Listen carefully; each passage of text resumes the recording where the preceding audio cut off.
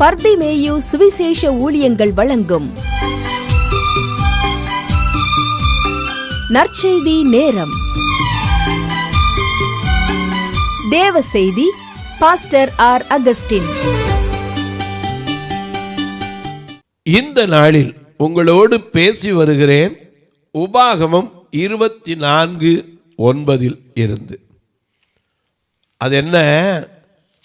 எகிப்தில் ஆண்டவர் ஒரு காரியத்தை நமக்கு எழுதி வச்சிருக்கார். எகிப்திலிருந்து அநேகர் புறப்பட்டு வந்தாங்க.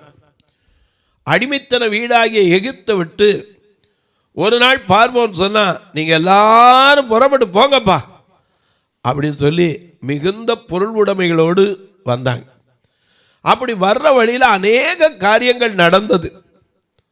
அப்படி நடந்ததில் ஒருவரை குறிப்பிட்டு ஆண்டவர் சொல்றார், நீங்கள் எகிப்தில் நடந்து வருகிற வழியிலே கர்த்தர் மிரியாமுக்கு செய்ததை நினைத்துக் கொள்ளுங்கள். இந்த மிரியாமை ஏன் நினைக்கணும்? அவள் யார்? நான் போன செய்தியிலிருந்து சொல்லி வருகிறேன்.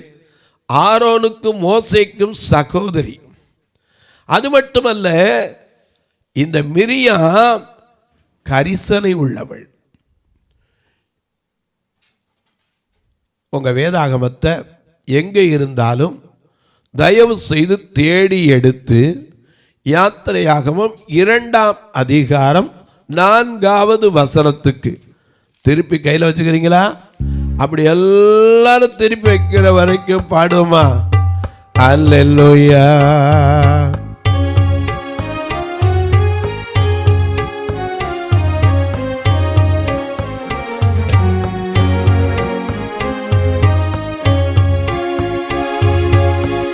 இஸ்ரவேலில் ஜனமே எல்லோ இடறிட வேண்டாம். இஸ்ரவேலில் ஜனமே எல்லோ இடறிட வேண்டாம். யெகோவாவுன் தெய்வமானார் ஏதும் பயம் வேண்டாம். இஸ்ரவேலில் ஜனமே எல்லோ இடறிட வேண்டாம். யெகோவாவுன் தெய்வமானார் ஏதும் பயம் வேண்டாம். ஓங்கும் புயமோ பலத்த கரமோ உள் பக்கமே உண்டு. ஓங்கும் புயமோ பலத்த கரமோ உள் பக்கமே உண்டு. தாங்கும் கிருபை தயவு இரக்கம் தாராளமை உண்டு. தாங்கும் கிருபை தயவு இரக்கம் தாராளமை உண்டு. இஸ்ரவேலில் ஜனமே எல்லோ இடறிட வேண்டாம். யெகோவாவுன் தெய்வமானார் ஏதும் பயம் வேண்டாம். பார்வோன் கைக்கு உயிர்த்து மீட்ட பச ஆட்டுக்குட்டி. பார்வோன் கைக்கு உயிர்த்து மீட்ட பஸ்க ஆட்டுக்குட்டி. ஆரோன் மோசே எல்லும் நல்ல ஆசாரியனுள்ளே. ஆரோன் மோசே எல்லும் நல்ல ஆசாரியனுள்ளே. இஸ்ரவேலில் ஜனமே எல்லோ இடறிட வேண்டாம். யெகோவாவுன் தெய்வமானார் ஏதும் பயம் வேண்டாம்.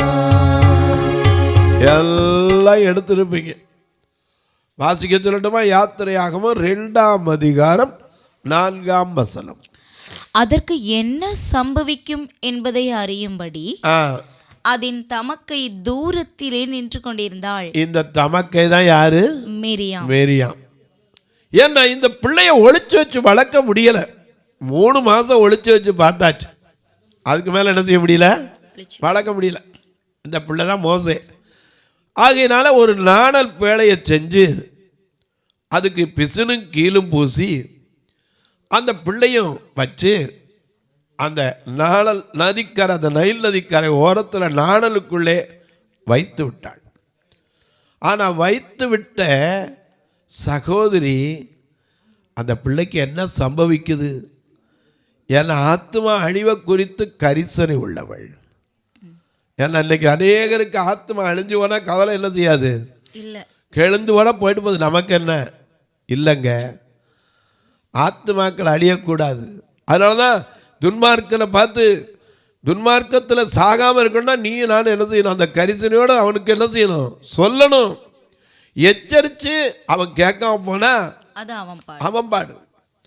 ஆனால் எச்சரிக்காம விட்டா இரத்தப்பழி அவன் மேலே வச்சிடணும். ஆகையினால ஆத்ம ஆதாயம் செய்யணும், ஆத்மா அழிஞ்சு போக விட்டுறக்கூடாது. அதனால தான் புலம்பலின் புஸ்தகம் எரேமியாவின் புலம்பல் 2ஆம் அதிகாரம் 18-19 இப்படி வாசிக்கிறோம். அவர்கள் இருதயம் ஆண்டவரை நோக்கி கூப்பிடுகிறது. சீயோன் குமாரத்தியின் மதிலே இரவும் பகலும் நதி எவ்வளவு கண்ணீர் விடு.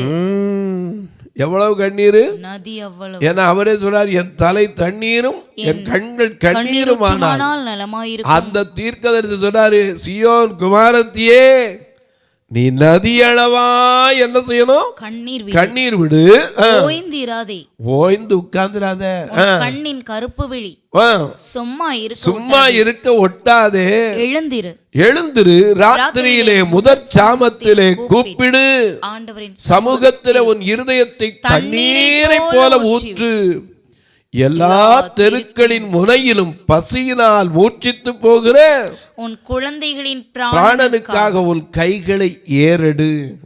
ஆத்மா அழிய விட்டுறக்கூடாது.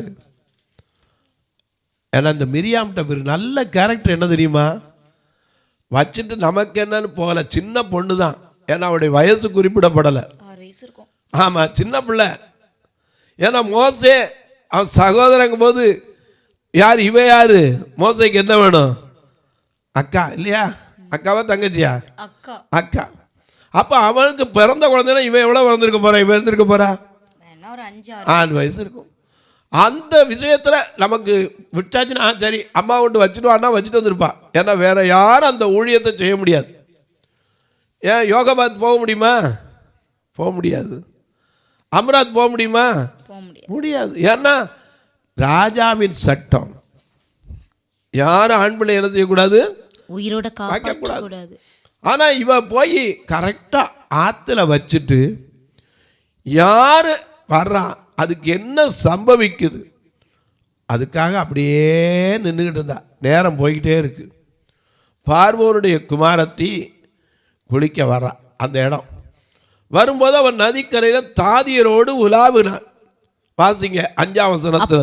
அப்பொழுது பார்வோனுடைய குமாரத்தி நதியில் ஸ்நானம் பண்ண வந்தாள்.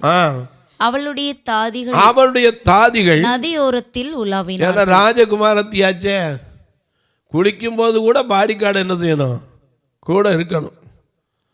அப்பதான் அவங்க வருவாங்க. அப்படி வந்திருக்கும் போது அவருடைய தாதிமார்கள்னா என்னது, அவருடைய கூட இருக்கிற துணைக்கு இருக்கிற தோழிகள், உதவி செய்யறதுக்கு இருக்கிற வேலைக்காரங்க, அவங்கெல்லாம் என்ன செஞ்சாங்க, நதியோரத்தில் உலாவினார்கள். வாசிங்க. அவள் நாணலுக்குள்ளே இருக்கிற பெட்டியை கண்டு தன் தாதியை அனுப்பி அதை கொண்டு வரும்படி செய்தாள். எங்கிருந்து அழிவுன்னு வந்துச்சோ அங்கிருந்து ஒரு ஒத்தாசை வருகிறது. ஏன்னா நாம பாடுறோம்ல,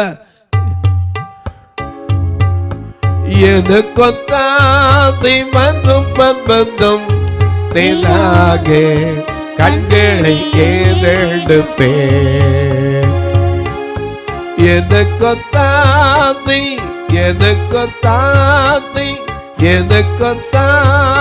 மற்றும் பந்தம் கண்களை ஏறெடுப்பே. வானத்தையும் பூமியையும், வானத்தையும் இந்த பூமியையும் உண்டாக்கின கர்த்தரிடத்தில் எனக்கு தாசை மற்றும் பர்வதம் மேலாக கண்களை ஏறெடுப்பே. காலை தள்ளாட முட்டா உன்னை காக்கிறவே முருங்க. காலை தள்ளாட முட்டா உன்னை காக்கிறவே முருங்க. பகலிலே மேகம் இரவிலே நிலவு, பகலிலே மேகம் இரவிலே நிலவு தந்தனை ஆதரிப்பா. எனக்கு தாசை மற்றும் பர்வதம் மேலாக கண்களை ஏறெடுப்பே. இந்த சின்ன வயசு விவரமே தெரியாது, கண்களை ஏறெடுக்க கூட தெரியாது. ஆனா என்ன சம்பவிக்குது பார்க்கறதுக்கு நிற்கிறான். பார்வோன் குமாரத்தி தாதியை அனுப்பி அந்த பேழை என்ன செய்யறா, எடுத்துட்டு வர சொன்னான். எடுத்துட்டு வந்தாங்க. தாதியை அனுப்பி அதை கொண்டு வரும்படி செய்தாள். அதை திறந்த போது பிள்ளையை கண்டாள். பிள்ளையை கண்டாள். பிள்ளை அழுதது. அவள் அதன் மேல் இரக்கமுற்று. என்னதான் பார்வோனுடைய குமாரத்தியா இருந்தாலும் பிள்ளைங்கிறது, ஐயா நம்ம நாட்டில் ஒரு பழமொழி சொல்ல, பிள்ளைய கண்டா பேய் இறங்கும்பாங்க. பிள்ளைய கண்ட உடனே என்னதான் தகப்ப சட்டம் போட்டிருந்தாலும் அவளுக்கு தெரியாமலா இருந்திருக்கும். அது ஆம்பளை பிள்ளை, எவரேய பிள்ளை. பார்த்த உடனே இவனுக்கு தெரிஞ்சிருக்கும்ல.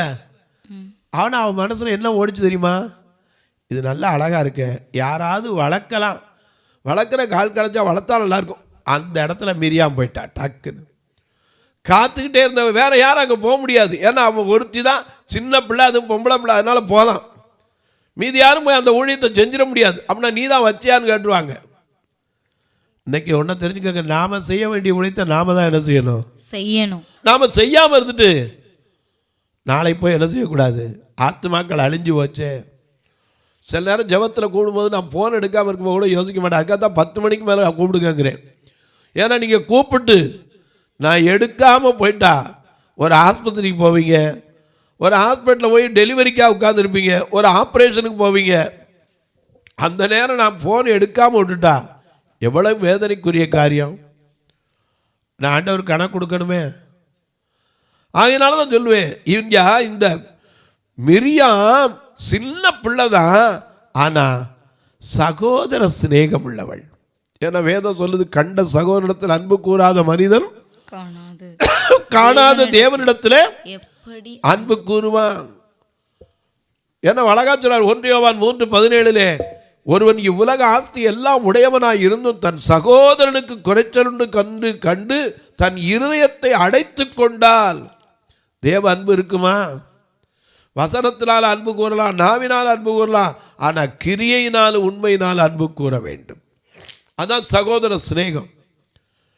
இவன் என்ன பண்றா, கிரியையினால போய் நின்றுக்கிட்டே இருக்கிறா. எவ்வளவு நேரம் நின்னான்னு எழுதப்படலை,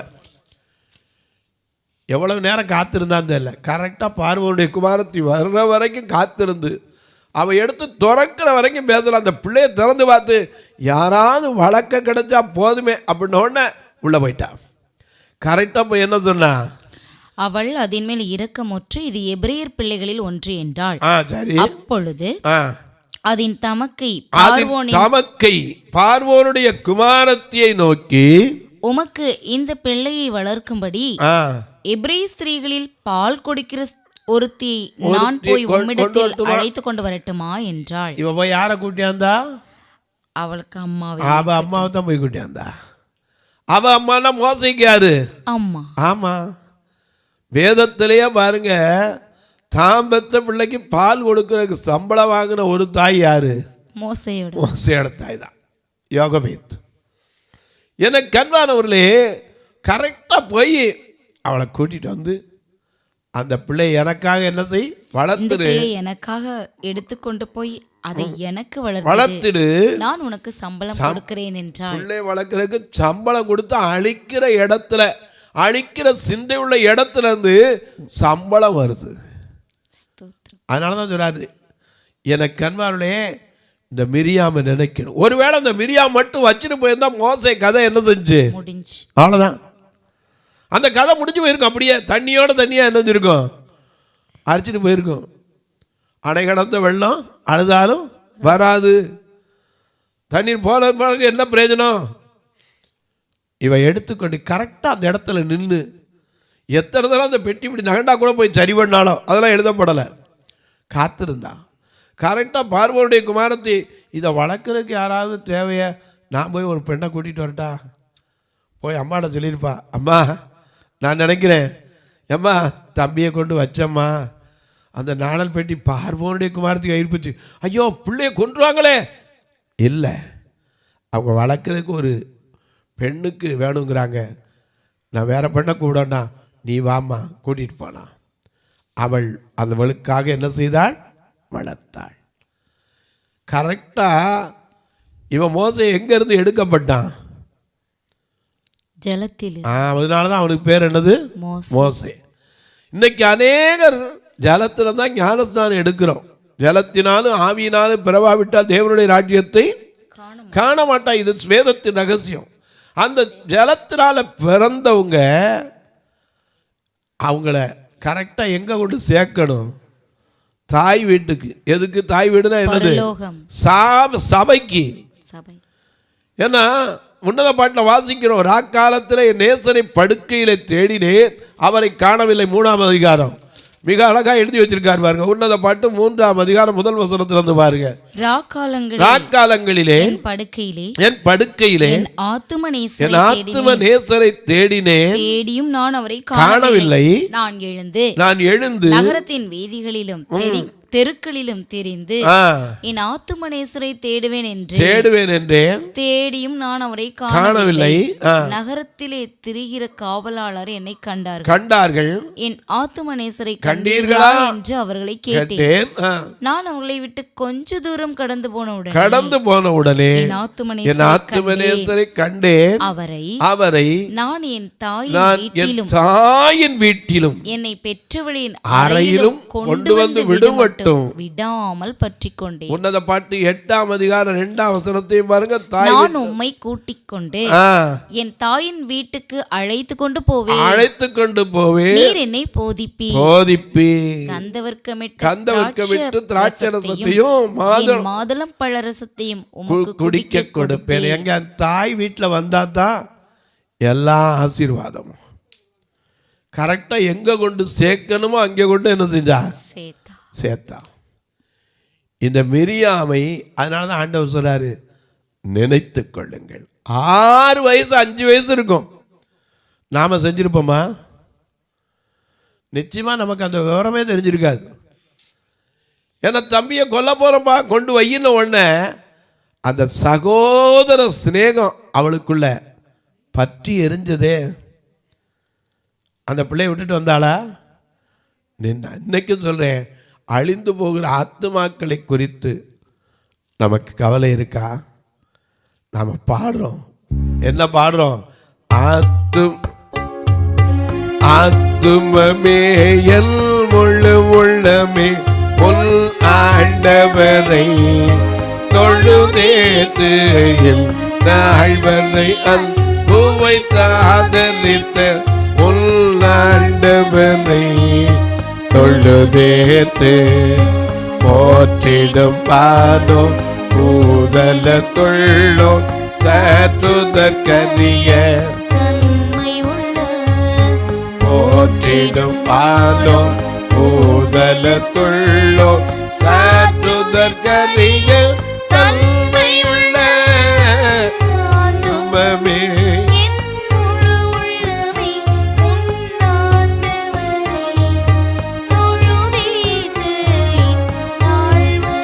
அல்புவை தாதரித்த உன் ஆண்டவரை தொழுதேத்து தலைமுறை தலைமுறை வினோதன் உலகமும் தோல்வி ஒழியாத தலைமுறை தலைமுறை தாங்கும் வினோதன் உலகமும் தோல்வி ஒழியாத ஆத்துமமே என் முழு உள்ளமே உன் ஆண்டவனை தொழுதேற்று நாள்வரை அன்புவை தாதரித்த உன் ஆண்டவனை தொழுதேற்று.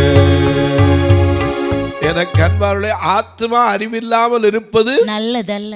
ஆமா, ஒண்ணு வந்து தெரிஞ்சுக்கோங்க, அழிஞ்சு போற ஆத்மாக்களை தினமும் நினைக்கணும், அதற்காக ஓடி உழைக்கணும்.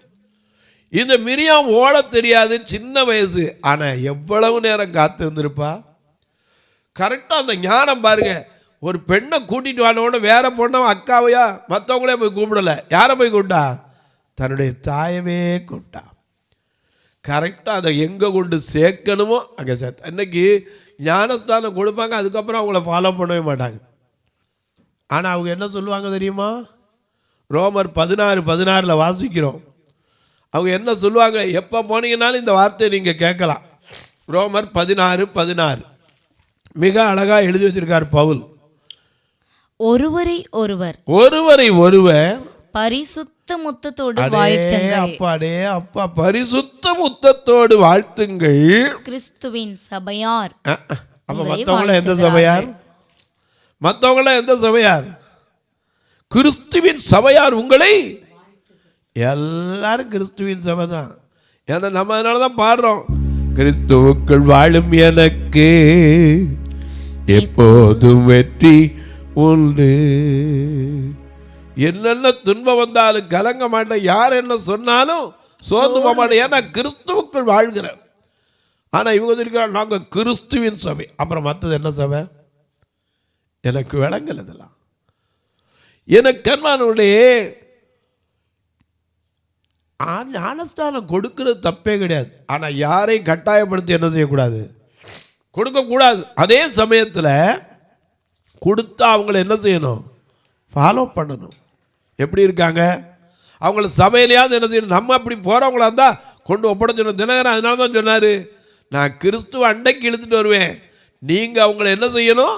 கிறிஸ்துவனாக மாற்றணும். கிறிஸ்து அவன் என்று மாற்ற வேண்டியது உங்கள் பொறுப்புன்னார். எனக்கு அன்பானவர்களே, மிரியாம் கொண்டு வந்து எங்கே சேர்க்கணுமோ அங்கே சேர்த்து, அந்த மோசே வளர்ந்து பெரியவனான வரைக்கும் எங்கே தான் இருந்தான்? அம்மாட்ட இருந்தான். அதுக்கு பின்னாடி தான் பார்வோனுடைய குமாரத்திட்ட வந்தான். அப்படி வந்த உடனே தான் திடீர்னு புத்தி மாறி போச்சு. வெளியே போகிற வழியில் 2 பேர் என்ன பண்ணிக்கிட்டு இருந்தாங்க? சண்டை போட்டுக்கிட்டு இருந்தாங்க. ஒருத்தன் என்ன செஞ்சான்? அடிச்சுக்கிட்டு இருந்தான். அப்போ இவன் யார் போய் அந்த எவரேனை அடிக்கிறவன என்ன செய்யான்? எகிப்தனை அடித்து மண்ணில் புதைச்சிட்டான். அப்படி புதைச்சதுனால ஓடி போய் 40 வருஷம் எங்கே இருந்தார்? மீதியான் தேசத்தில் ஆசாரியனான மாமனாக எத்திரோ ரகுவேல் என்றெல்லாம் அவனுக்கு பேர் இருக்கு. அங்கதான் அவனுக்கு என்ன பண்ணா? சிப்போராள் கிடைக்க பெற்றாள். ஆனா அதுக்கு காரணம் யாரு? இவன் அழிஞ்சு போகாம காப்பாற்றுவதற்கு முக காரணம் யாரு? மிரியாம். தன் சகோதரனா இருந்தாலும் சிறு பிள்ளையா இருந்தா அந்த உணர்வோட காத்திருந்து சேர்க்க வேண்டிய இடத்துல பொறுப்பா கொண்டு ஒப்படைச்சாலே. அதனால தான் ஆண்டவர் சொல்றாரு, மிரியாமை என்ன செய்யுங்க? நினைத்து கொள்ளுங்கள். கர்த்தர் செஞ்ச நினைச்சுக்கோங்கன்னாரு. அதை பின்னாடி சொல்றேன். ஆனா கர்த்தருக்கு அவ என்ன செய்தா அதை தெரிந்து கொள்றோம். தொலைக்காட்சியில் பார்க்கிற என் அன்பு மக்களே, இந்த நிகழ்ச்சியை நாள்தோறும் பார்க்குறீங்க, கேட்குறீங்க, பரவசம் அடைகிறீங்க, ரொம்ப நல்லது. அதோட விட்டுறாதீங்க. ஒரு வார்த்தை ஜெபம் பண்ணுங்க. ஏன்னா மாதம் முழுவதும் இந்த நிகழ்ச்சி வருவதற்கான தேவைகள் சந்திக்கப்படணும். ஒரு நாள் நிகழ்ச்சி 4000 ரூபா. அதுவும் வர்ற கிறிஸ்மஸ் காலம். எங்கள் சபையோ 2 கண்ணு தெரியாத மக்கள் நிரம்பி வழிகிறத நீங்கள் வந்து பார்க்கலாம், தாராளமாக வந்து பார்க்கலாம். ஒருவேளை ஐயா உங்களை நான் சந்திக்கணும் அப்படின்னா நாகர்கோயிலில் இருக்கிறவங்களா இருந்தால் OMCA பில்டிங்கில் நீங்கள் சந்திக்கலாம். திருநெல்வேலியாக இருக்கிறவங்களா இருந்தால் முத்தூர் ஏதேன் கார்டனில் சந்திக்கலாம், அல்லது 4வது வாரத்தில் கிரேஸ் மகால் பஸ் ஸ்டாண்டுக்கு பக்கத்தில் மீட்டிங் உண்டு, 4வது சனிக்கிழமை சந்திக்கலாம். மதுரையாக இருந்தால் நீங்கள் ஃபோன் பண்ணிட்டு வாங்க, நான் உங்களுக்காக காத்திருப்பேன்.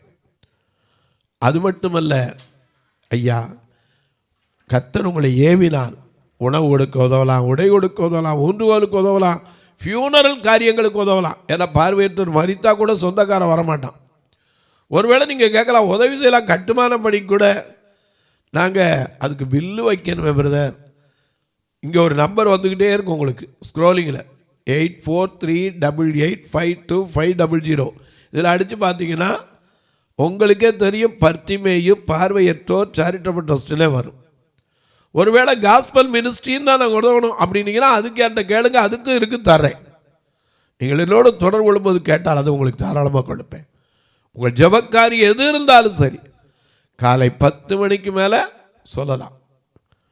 இப்போ உங்களுக்காக ஜெபிக்கட்டுமா? நல்ல பிதாவே, நன்றியோடு துதிக்கிறோம். யார் யார் இந்த நாளிலே என்ன காரியத்தை நினைத்து இந்த தொலைக்காட்சி முன்னாடி உட்கார்ந்து சோர்ந்திருக்கிறார்களோ, தங்களுக்கு அன்பான இழந்தவர்களை நினைச்சிருக்கலாம், ஒருவேளை திருமண நாளை நினைத்திருக்கலாம், ஒருவேளை பிள்ளைகள் பிறந்த நாளை நினைத்திருக்கலாம், ஒரு வேலை கிடைத்த நாளை அல்லது என்னைக்கு வேலை கிடைக்கும் நினைத்து கொண்டு சோர்ந்திருக்கலாம். ஒவ்வொருவருடைய நினைவுகளை தூரத்திலிருந்து அறிகிற தேவன், நாங்கள் எவைகளை நினைக்க வேண்டும் என்று கற்றுக் கொடுக்கிறதற்காய் ஸ்தோத்திரம். இந்த ஊழியத்தை தாங்குகிற, ஜெபிக்கிற, கொடுக்கிற எல்லா மக்களையும் ஆசீர்வதி. இயேசு கிறிஸ்துவின் ஈடு இணையற்ற வல்லமையுள்ள நாமத்தில் ஜெபிக்கிறேன் நல்ல பிதாவே, ஆமென். சபை ஆராதனை ஞாயிறு காலை 10 மணி முதல் 12 மணி வரை. இடம் பர்திமேயு சுவிசேஷ ஆலயம், அன்னை சத்யா நகர், இளமனூர் அஞ்சல், சக்கிமங்கலம் வழி, மதுரை மாவட்டம். பின்கோட் 625201 மற்றும் பர்திமேயு சுவிசேஷ ஜெப வீடு, flat number 107, Eden garden, Muthur, Tirunelveli. Pincode 627011. சிறப்பு உபவாச கூட்டம் ஒவ்வொரு மாதமும் 2வது சனிக்கிழமை காலை 10 மணி முதல் 1 மணி வரை நாகர்கோவில் YMCA ஹாலில் வைத்து நடைபெறுகிறது. மற்றும் ஒவ்வொரு மாதமும் 4வது சனிக்கிழமை காலை 10 மணி முதல் 1 மணி வரை திருநெல்வேலி புதிய பேருந்து நிலையம் அருகில் உள்ள கிரேஸ் ஹாலில் வைத்து நடைபெறுகிறது. எங்கள் எல்லா ஆராதனைகளிலும் கலந்து கொண்டு தேவனை மகிமைப்படுத்த அன்பாய் அழைக்கிறோம். உங்கள் உதாரத்துவமான காணிக்கைகளினால் இவ்வூழியத்தை தாங்க விரும்பினால் R Augustine, account number 5021364331, IFSC code IDIB 000B066, Indian bank, BP Kulam, Madurai. GPay number 9842181917, BGM ministries மற்றும் 9442559772, பிளைண்ட் மினிஸ்ட்ரீஸ் அகஸ்டின். உங்கள் தொடர்புக்கு பாஸ்டர் ஆர் அகஸ்டின், பர்திமேயு சுவிசேஷ ஊழியங்கள், நாகமலை, புதுக்கோட்டை, மதுரை 625019. தொலைபேசி எண்கள் 9842181917 மற்றும் 9442559772. கர்த்தர் தாமே உங்களை ஆசீர்வதிப்பாராக.